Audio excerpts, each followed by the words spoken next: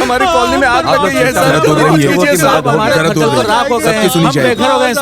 अरे भाई, मैं आप लोगों की मदद के लिए ही आया हूँ और मैं सरकार से सिफारिश करके पूरा के पूरा मुआवजा दिलवाऊंगा। हम सब कॉलोनी वाले मिलकर आपको लिखकर दे देंगे। आप लोग बिल्कुल चिंता मत कीजिए, मैं सरकार को सब कुछ लिख के भेजूंगा और आप लोगों के लिए लोन भी सैंक्शन करवाऊंगा। सर, लेकिन ये पैसे कब तक मिलेंगे? ये पैसे आपको 1 महीने के अंदर मिल जाएंगे। ये मैं सुनूंगा। सरकार के भरोसे रहेंगे तो हमारा कुछ नहीं होगा। हमें बाहर से पैसा लेकर घर बनाना पड़ेगा। घर बनाने के लिए बहुत पैसे खर्च होंगे। हमारे जैसे लोगों को इतना सारा पैसा कौन देगा?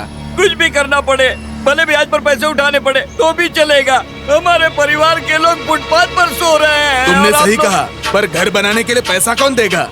और कौन? वो अम्मा जी तो पैसा देंगी। उन्हीं के पास जाकर हाथ पैर जोड़कर पैसा मांगेंगे। ए मामा, देख क्या रहा है? मेरी बेटी की बेइज्जती करने वालों को मैं पैसे नहीं दूंगी। पैसे चाहिए? जाओ शंकर से मिलो। जाओ, यहाँ पर भी पैसे यहाँ पर भी पैसे लेने के बच्चे कहाँ नहीं बनाएंगे तो कहाँ जाएंगे? पैसे लेने आ गए। रुक जाओ तुम लोग। नई कॉलोनी बनाने के लिए तुम लोगों को जितना पैसा चाहिए अपन उतना पैसा दी। ये तुम क्या कह रही हो? उनके पास कुछ भी नहीं है। ये सारे के सारे लोग सड़क पर आ गए हैं। 1 रुपया भी नहीं वसूल सकते हम। क्या सोच रहे हो तुम लोग? वो ऑटो शंकर तुम लोगों का लीडर यहाँ आकर श्योरिटी देगा तो अपन पैसा दे देगी। जाकर कह दो उससे। शंकर, हम उस अम्मा जी से पैसे मांगने गए थे। शंकर भाई, उस अम्मा ने पैसे देने से मना कर दिया, लेकिन उसकी बेटी पैसे देने के लिए तैयार है। अगर तुम श्योरिटी दोगे तो पैसे देने को तैयार है। हाँ शंकर भाई, अगर आप सिक्योरिटी नहीं देंगे तो हमारे बच्चे सड़कों पर आ जाएंगे। देखिए, अगर इससे आप सब लोगों का भला होता है तो मैं श्योरिटी देने के लिए तैयार हूँ। चलिए चलते हैं।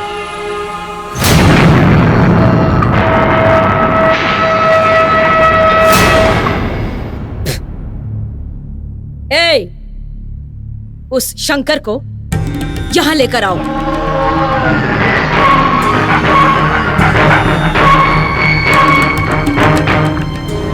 शंकर, तेरी तो उम्र हो गई है ना, रिटायरमेंट क्यों नहीं ले लेता?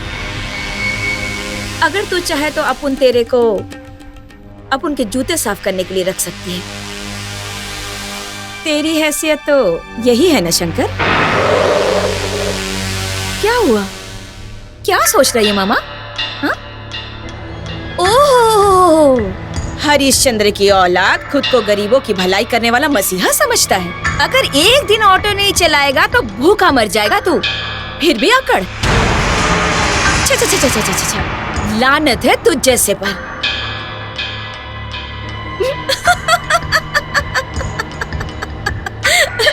क्यों मामा? हाँ माया बेटी, खुद के खाने के वांदे हैं, चला है दूसरों की भलाई करने। तो फिर सुन ले, अगर पैसे वापस नहीं किए तो अपन का गुलाम बनना पड़ेगा। तेरे को ये शर्त मंजूर है तो फिर साइन कर और पैसे लेकर जा। लेकिन वक्त पे पैसे नहीं लौटाए तो समझ लेना तेरे इन सारे लोगों को घसीट घसीट कर मारूंगी और ब्याज के साथ पैसे वसूलूंगी। समझ गया क्या? इस माया की शर्तें ऐसी ही होती हैं। पसंद आया? हाँ, मामा, इसमें क्या लिखा है समझा दो। माया इन लोगों को जो पैसा दे रही है उसकी जिम्मेदारी तुम्हारी। 3 महीने बाद ब्याज समेत पैसे लौटाने पड़ेंगे, वो भी यहीं पर आकर। अगर तुम इन लोगों के पैसे नहीं लौटा पाए तो माया बेटी के गुलाम बन जाओगे। यही लिखा है इस पेपर पर। ये 8 घंटे की सरकारी नौकरी नहीं होगी, 24 घंटे माया बेटी की सेवा करनी पड़ेगी। ये जो जो कहेंगी वो सब कुछ तुम्हें करना पड़ेगा। और भी बहुत कुछ है, इनके बूट के पॉलिश भी करने पड़ेंगे। और अगर कभी ये थूकेंगी भी तो चरणामृत समझ के हाथ में लेना होगा, और अगर डांटेंगी भी तो जवाब कभी मत देना। मंजूर है? सुना? यही लिखा है इस कागजात पे। ये सब मंजूर है तो यहाँ आके साइन कर। शंकर भाई, तो भी चलेगा। नहीं शंकर, हमें ये पैसा नहीं चाहिए, तुम साइन मत करो। सुनो शंकर भाई, अगर 1 महीने का ब्याज हम लोगों ने नहीं दिया तो ये तुम्हें गुलाम बना लेगी। हमें ऐसा पैसा नहीं चाहिए। सब लोग शांत हो जाइए, शांत हो जाओ सब लोग। जल्दबाजी में कोई भी फैसला मत लो। वहाँ पर बच्चे सड़क पर सो रहे हैं, सब लोग भूखे पेट सो रहे हैं, उनमें गर्भवती औरतें भी हैं। इससे बड़ी हमारी बेइज्जती क्या हो सकती है? तुम सबकी भलाई के लिए मैं कुछ भी कर सकता हूँ। मेहरबानी करके शांत हो जाइए।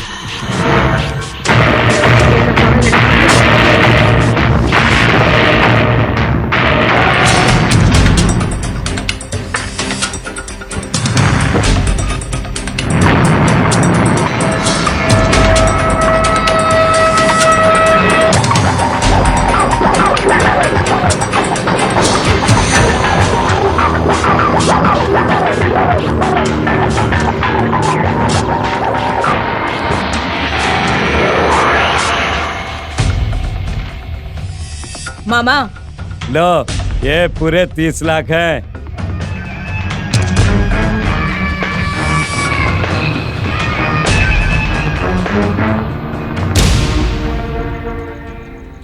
मुझे माफ कर देना मेरे बेटे, ये सब मेरी वजह से हुआ। दीदी को घसीट कर ले गए तब हम कुछ नहीं कर पाए थे। मेहरबानी करके हमें माफ कर दो जीजा जी, और भगवान पे भरोसा रखिए। शंकर, गीता ने मुझे सब बता दिया है, तुम्हारी कोई गलती नहीं है, सब वक्त का खेल है। शंकर, तुम ठीक कह रहे हो। जब वक्त बुरा होता है तभी इंसान के साथ दुर्घटना होती है। होने को कौन टाल सकता है? चिंता क्यों कर रही है? मैं हूं ना माँ जी। देखिए, चिंता करने की कोई जरूरत नहीं। अगर गीता यहाँ रहेगी तो उसको ना अक्सर दुख सताता रहेगा। अगर जगह बदल गई तो वो पुरानी बातें भूल जाएगी और पहले जैसी खुश रहेगी। मैं जाती हूँ माँ। जा बेटी।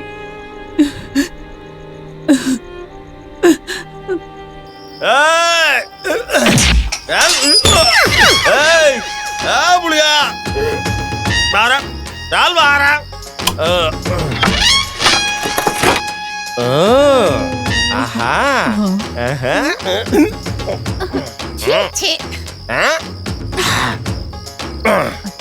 बुढ़िया, ये कौन लगती है तेरी, बता। इसको अपने घर में क्यों रखा है? ये सब पूछने वाला तू कौन है? मैं इसका मामा हूँ। चुप हो जा कमीने। बेवड़े की तरह आधी रात को दरवाजा पीट पीट कर घर पे आता है और मुझसे सवाल करता है तेरा रिश्ता क्या है? बेइज्जती? मेरी बेइज्जती कर रही है? बुढ़िया, मेरी सटक गई ना तो तू अटक जाएगी, समझे? गौरी, गौरी, बता, मेरी वजह से तुझे इस भिखारीन बुढ़िया से डांट सुननी पड़ी है? अपना नंबर बता, अपना नंबर बता।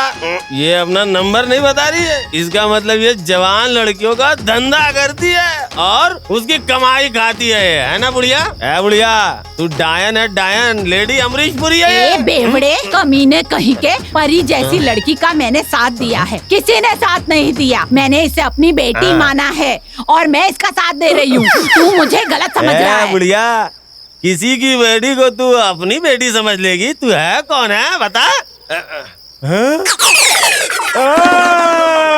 अरे बाप रे, ये बोर्ड लगा के धंधा करती है। अरे बाप, अरे देखो तुम लोग, ये शरीफों के मोहल्ले में क्या हो रहा है? शांताबाद धंधे वाली बोर्ड लगा है।